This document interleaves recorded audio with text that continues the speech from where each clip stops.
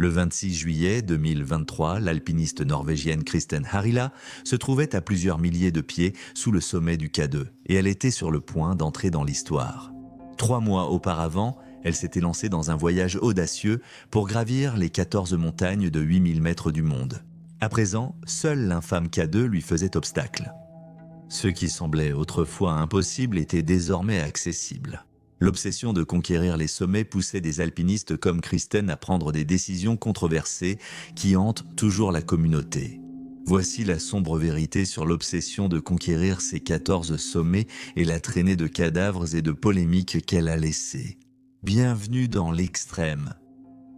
En fin d'après-midi du 26 juillet 2023, la célèbre alpiniste norvégienne Kristen Harila et son guide népalais, Tajin Lama Sherpa, ont entamé leur ascension vers le sommet du K2, mais ce n'était pas une tentative de sommet ordinaire. Au contraire, c'était le fruit de plusieurs mois de travail intense pour atteindre un objectif que beaucoup ne peuvent qu'espérer. Kristen et son équipe avaient passé 91 jours à gravir 13 sommets de plus de 8000 mètres, dont l'Everest et le Kangchenjunga. Elle était en bonne voie pour battre le record de l'alpiniste népalais Nirmal Perja. Il ne lui restait plus qu'à atteindre le sommet du K2. Mais si vous connaissez un peu l'alpinisme, alors vous savez à quel point atteindre le sommet de ce pic peut être difficile et dangereux. On ne l'appelle pas la montagne sauvage pour rien.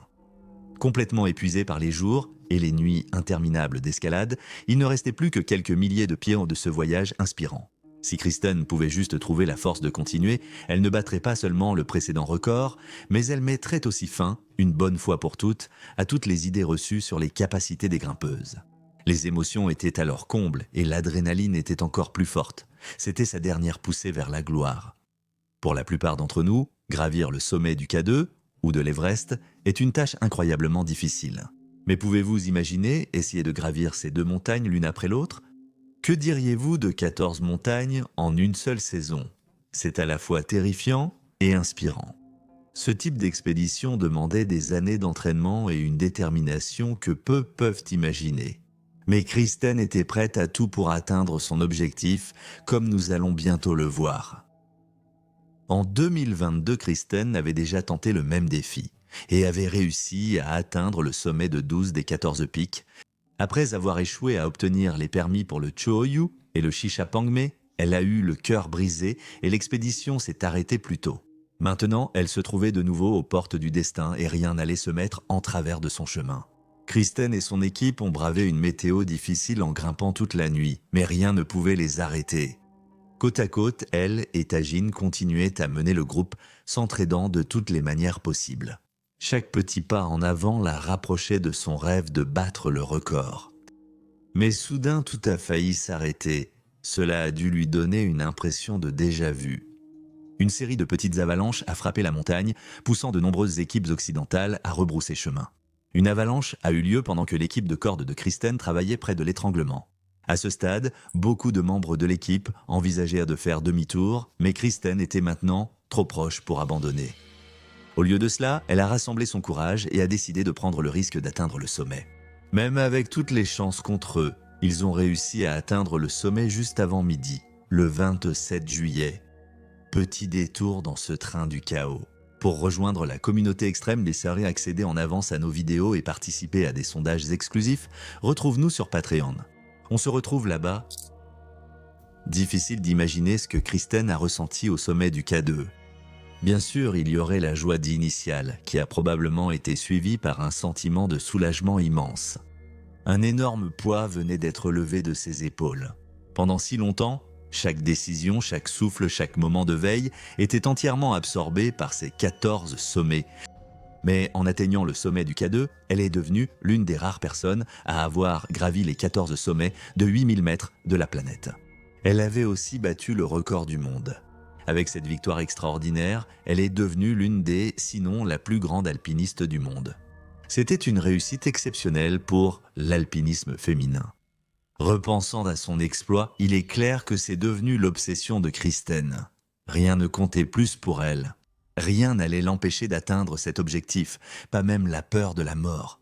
L'alpiniste norvégienne l'a reconnu lors d'une interview, soulignant aussi que beaucoup ne reviennent jamais d'une expédition. Elle a dit Sur presque tous les sommets, il y a des morts. Si cela m'arrive, je mourrai heureux. Il est difficile de comprendre ce qui pousse des personnes comme Kristen à entreprendre de telles expéditions risquées.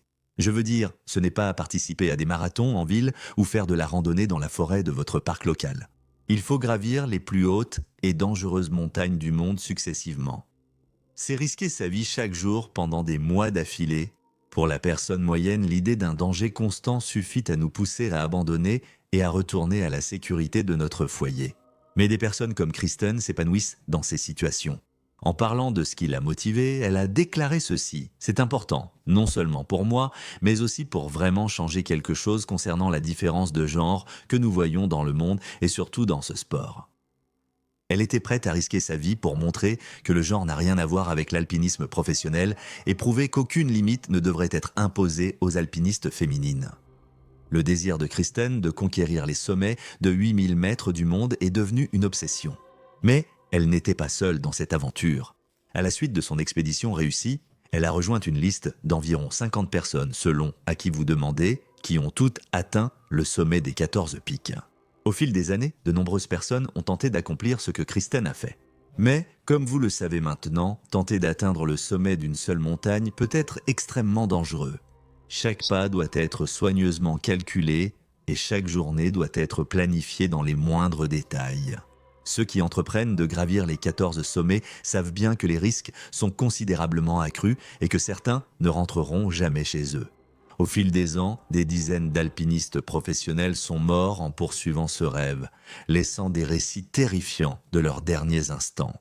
Mais l'histoire de Kristen n'est pas aussi simple qu'un triomphe. À la fin de cette ascension, elle ferait face à des accusations qui laisseraient son héritage dans l'ombre. Vous est-il déjà arrivé de vouloir quelque chose au point d'y penser sans arrêt ? Chaque pensée vise un objectif que vous jugez atteignable jusqu'à en devenir une obsession qui domine votre vie. Vous passez des heures à rêvasser en pensant qu'un jour, vous y arriverez. Au final, vous êtes prêt à tout pour y parvenir. Si c'est le cas, vous n'êtes pas si différent de Wanda Rutkiewicz. Au début des années 1990, Wanda rêvait d'être la première femme à gravir les 14 sommets. Cela l'a amenée à organiser le projet Caravane vers les rêves en 1992.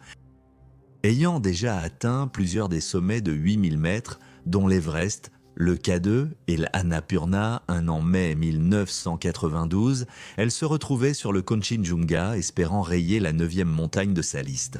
Wanda voulait repousser les limites de l'endurance humaine et promouvoir les femmes dans l'alpinisme de haute altitude dominé par les hommes.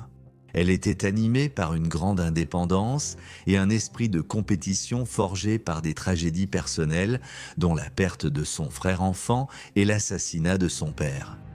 Comme Kristen, Wanda était prête à tout donner. Mais à la fin, nous verrons pourquoi le rêve d'atteindre les 14 sommets pousse certains alpinistes à des choix imprudents mettant leur vie en danger. Aux premières heures du matin du 12 mai 1992, Wanda a entamé son ascension vers le sommet du Kanchenjunga.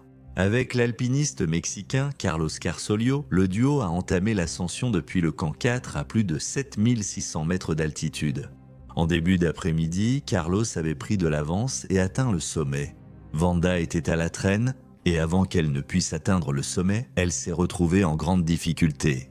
Ses provisions étaient faibles et son corps était physiquement épuisé. Alors que les premiers signes de déshydratation apparaissaient, les effets brutaux de l'altitude commençaient à lui faire payer le prix. Au lieu d'abandonner et de repartir, Wanda a choisi de faire une pause dans une grotte de neige à environ 8200 mètres. Cela allait s'avérer être une terrible erreur. Si tu étais à la place de Wanda, comment penses-tu que tu te sentirais à ce moment-là ? Penses-tu que tu serais envahi par un sentiment de déception à mesure que tes chances d'atteindre le sommet diminuent à chaque seconde qui passe ? Te recroquevillerais-tu en boule dans une tentative désespérée de te réchauffer ? Commencerais-tu à te demander si tout cela en valait vraiment la peine ? Je veux dire, n'est-ce pas suffisant d'avoir simplement essayé ? Des pensées contradictoires devaient sûrement se bousculer dans son esprit, mais jamais elle n'a cédé. Wanda est restée déterminée même jusqu'à la toute fin. À sa manière, abandonner alors qu'elle était si proche n'était pas une option. En raison de ses principes forts, elle avait l'impression que toute la communauté féminine de l'alpinisme reposait sur ses épaules.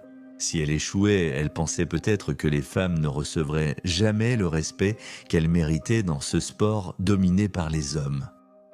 Alors qu'elle était déjà une source d'inspiration pour de nombreuses jeunes grimpeuses prometteuses, Vonda pensait probablement qu'elle avait tout à perdre, et cette attitude allait la conduire à payer le prix ultime. Peu après avoir commencé sa descente, Carlos a trouvé Vanda dans la neige et lui a demandé de redescendre pour sa sécurité. Mais elle a refusé. Au lieu de cela, Vanda a dit qu'elle essaierait d'atteindre le sommet le lendemain matin. Sans nourriture, avec peu d'eau et sans réchaud, Carlos craignait qu'elle ne succombe à la montagne. Cependant, il ne pouvait rien faire. Vanda avait pris sa décision. Elle restait sur place.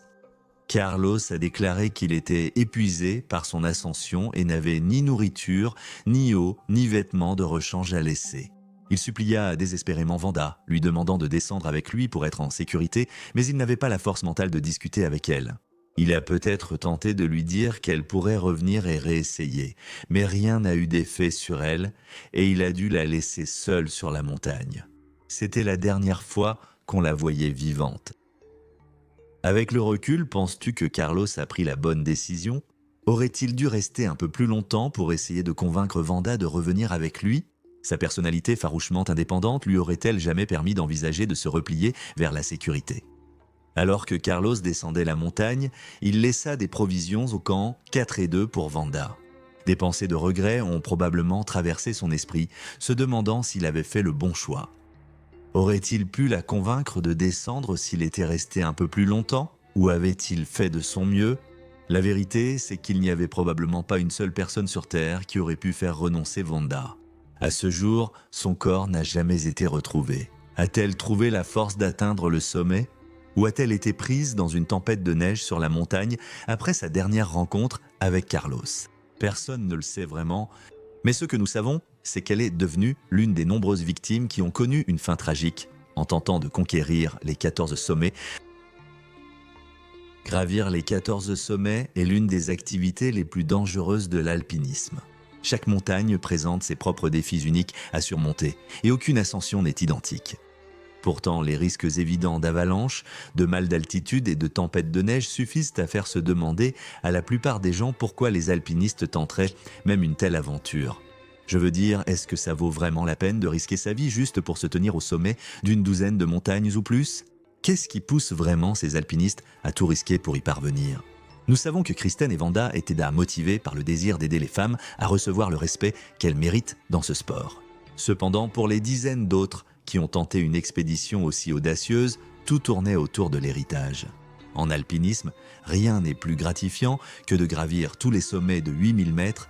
C'est la version alpiniste du Super Bowl. Pour la grande communauté des alpinistes, c'est sans aucun doute le défi le plus difficile auquel un grimpeur puisse être confronté, et cela représente l'épreuve ultime de compétence, de résilience et de force mentale.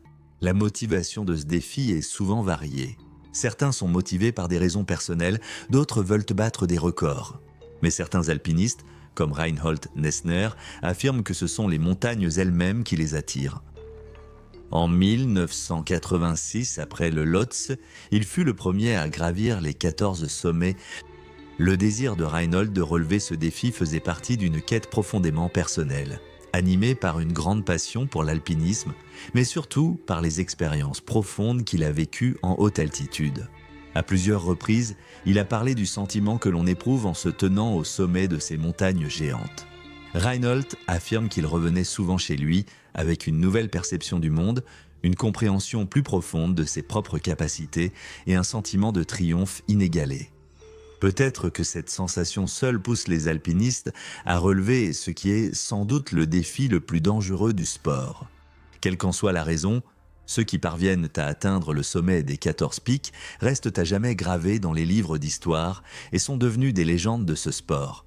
Mais il y a un côté bien plus sombre à ce défi, comme nous l'avons vu avec des alpinistes comme Vanda.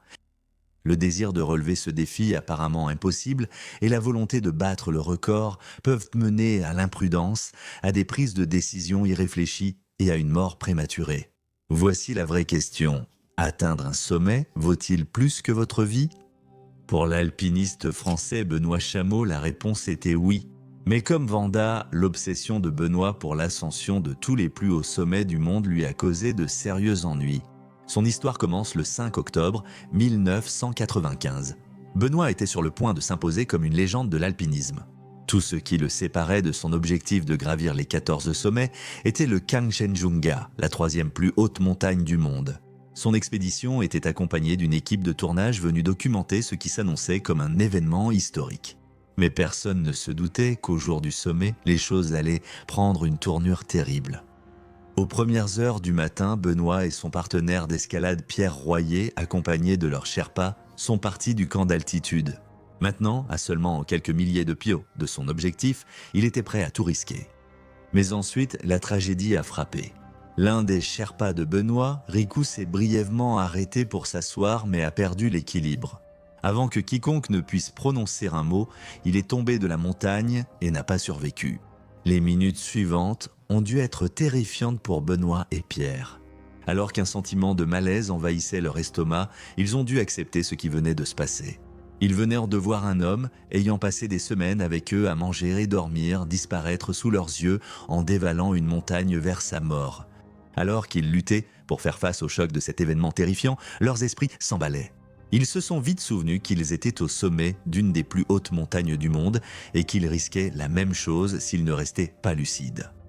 Ils ont longuement hésité à poursuivre ou rentrer, se demandant si la mort de Riku n'était pas un signe pour annuler l'expédition. Finalement, la soif de gloire a poussé Benoît à convaincre Pierre de poursuivre leur quête, même lorsque les deux autres Sherpas ont décidé de faire demi-tour. À présent, ils étaient un seul. Les choses sont allées de mal en pis pour les alpinistes français. La température a chuté et de fortes chutes de neige ont commencé à recouvrir les cordes fixes. À 16 heures, Pierre a annoncé par radio qu'il abandonnait sa tentative d'atteindre le sommet à cause de l'épuisement et du poids de ses caméras. Au fond de lui, peut-être que tout ce qu'il pouvait faire, c'était penser à avoir vu Riku tomber le long de la montagne et que s'il continuait, il finirait comme lui. Benoît a décidé qu'il continuerait seul. Après tout, il était si proche de devenir le prochain alpiniste à atteindre le sommet des 14 sommets, mais ce n'était pas censé arriver. 1 heure après avoir fait demi-tour, Benoît a pris la radio. En respirant lourdement, il a dit à son équipe qu'il était lui aussi trop épuisé pour continuer. Mais c'était juste un peu trop tard. La décision de Benoît de continuer l'expédition jusqu'au dernier moment s'est avérée coûteuse et au moment où il a finalement décidé de faire demi-tour, les conditions sur la montagne étaient devenues si mauvaises que lui et Pierre se sont perdus dans une mer de blanc. Personne ne sait vraiment ce qui est arrivé aux deux alpinistes français, mais aucun des deux n'a jamais été revu. On pense que leurs corps sont cachés sous la neige sur le versant nord de la montagne. Le désir de Benoît d'atteindre le 14e et dernier sommet de sa liste l'a conduit à payer le prix ultime. Comme Vanda, il pouvait faire demi-tour, mais la quête de gloire a obscurci son jugement. Certains ont affirmé qu'il risquait non seulement la vie de son partenaire d'escalade, mais aussi celle des Sherpas restés avec lui pour espérer inscrire son nom dans l'histoire. Que penses-tu de la décision de Benoît ? Aurait-il dû, avec Pierre, rebrousser chemin avec les Sherpas ? Si tu avais été à sa place, aurais-tu pris ce risque dans l'espoir d'atteindre tes objectifs ? Les histoires de Benoît, Vanda et de tous ceux qui sont morts en cherchant à gravir les 14 sommets resteront à jamais liés aux montagnes. Ils ont tout donné pour relever ce défi presque impossible, y laissant la vie. Le désir psychologique de relever un défi aussi dangereux a poussé de nombreux alpinistes à dépasser largement les limites du raisonnable. La quête de la gloire a poussé les humains à accomplir des exploits autrefois jugés impossibles. Je veux dire, l'idée de gravir les 14 sommets de 8000 mètres du monde aurait été considérée comme quasiment impossible il y a un siècle. Mais ce qui caractérise l'espèce humaine, c'est que lorsque nous avons un objectif, nous surmontons souvent même les défis les plus dangereux. Cependant, parfois, les gens commencent à se perdre en chemin. Le désir d'être le meilleur au monde peut avoir un fort impact psychologique, et l'obsession de gravir les 14 sommets a poussé certains alpinistes à prendre des décisions discutables, voire à tromper la communauté de l'alpinisme. Cela nous amène à l'histoire d'Eun-Sun, une alpiniste sud-coréenne qui est devenue l'une des grimpeuses les plus controversées du XXIe siècle. En avril 2010, Hudson tentait de devenir la première femme à gravir les 14 sommets. Sa motivation initiale était personnelle, mais avec le temps, elle a pensé que ce serait un moyen d'inspirer sa chère patrie. Son aventure a débuté lorsqu'elle a atteint le sommet du Gasserbrum II en 1997. Pendant plus de 10 ans, elle a gravi une à une chacune des plus hautes montagnes du monde. Grâce à son ascension de l'Annapurna 1 en 2010, elle devenait la première femme à atteindre les 14 plus hauts sommets. Mais ce qui devait être un moment de joie et de célébration s'est presque immédiatement transformé en scandale, lorsque des rumeurs ont commencé à circuler selon lesquelles l'alpiniste coréenne n'aurait en réalité pas atteint le véritable sommet du Kanchenjunga en 2009. La principale rivale d'Hudson, l'alpiniste espagnole Edorna Pazabón, fut l'une des premières à exprimer des doutes. Aderna a utilisé la photo du sommet d'Hudson, la montrant sur un rocher nu et la comparée à celle d'autres alpinistes la même saison où le sommet était enneigé. Les choses ne concordaient pas. Elle a aussi déclaré qu'une corde verte, visible sur la photo d'Hudson, avait été utilisée par son équipe à plus de 180 mètres sous le sommet réel. Les accusations envers Hudson ont surpris les alpinistes. Pourquoi une alpiniste si reconnue mentirait-elle ainsi ? Le désir d'atteindre les 14 sommets était-il devenu si important qu'elle était prête à tromper ceux qui croyaient en elle?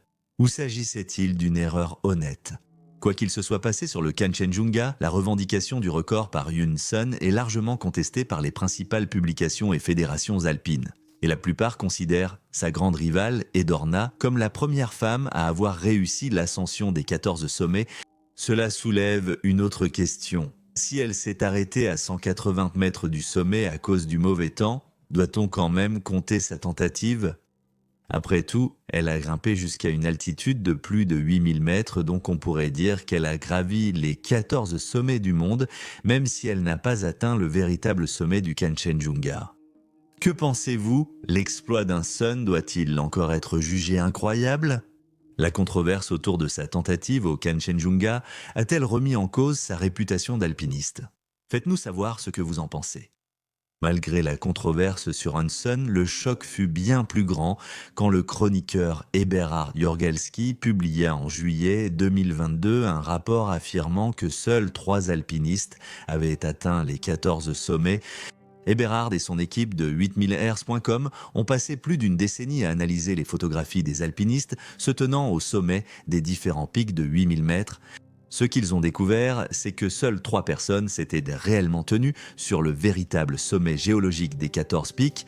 Il s'agissait d'Ed Wisters, Veka Gustafsson et Nirmal Perja.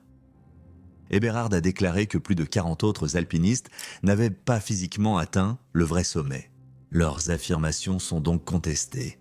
Ce n'est même pas la plus grande controverse parmi celles causées par les alpinistes visant les 14 sommets. Vous souvenez-vous de Kristen Harila, l'alpiniste norvégienne qui a battu le record de l'ascension la plus rapide des 14 sommets en 2023 ? Son équipe a été accusée d'avoir ignoré un porteur grièvement blessé pour atteindre le sommet du K2 en terminant rapidement leur expédition.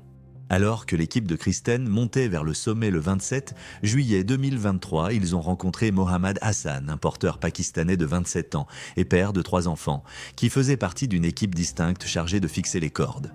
Mohammad était tombé dans une zone dangereuse nommée le goulet d'étranglement, à environ 8200 mètres d'altitude. Kristen et son équipe ont été confrontés à la vision terrifiante de Mohammad suspendu la tête en bas à une corde, ayant perdu son sac à dos et ses gants et n'étant pas correctement équipé pour les conditions extrêmes, sans combinaison en duvet ni oxygène. La controverse a éclaté après la diffusion d'images de drones, filmées par les alpinistes autrichiens Wilhelm Steidl et Philipp Flamig, également au sommet du K2 ce jour-là, montrant des dizaines d'alpinistes, dont l'équipe de Kristen enjambant le corps blessé de Mohammad en poursuivant leur ascension. Son équipe a affirmé avoir fait de son mieux pour aider Mohammad, lui fournissant eau et oxygène pendant des heures, mais son exploit d'avoir gravi les 14 sommets en 92 jours a finalement été entaché d'une polémique. Le souhait d'escalader les 14 sommets aurait-il pu amener Kristen à ignorer un porteur mourant? L'obsession de battre le record a-t-elle potentiellement empêché son équipe d'aider un homme mourant ce jour fatidique? Comme je l'ai expliqué, l'obsession psychologique liée aux 14 sommets a poussé de nombreux alpinistes à prendre des décisions discutables, voire carrément troublantes. Mais ce ne sont pas seulement leurs actions individuelles qui ont été remises en question. L'obsession d'enchaîner sommet après sommet a transformé ce défi en une liste commerciale moderne à cocher, et cela commence à avoir un impact sérieux sur les montagnes. Les magnifiques photos que nous voyons de l'Everest sont bien loin de la réalité à laquelle sont confrontés les alpinistes lorsqu'ils gravissent ces parois rocheuses abruptes. Alors que les Tibétains connaissent l'Everest comme la déesse mère du monde, les tas d'ordures sans fin laissés derrière ont valu à la montagne un autre surnom, la plus haute décharge du monde.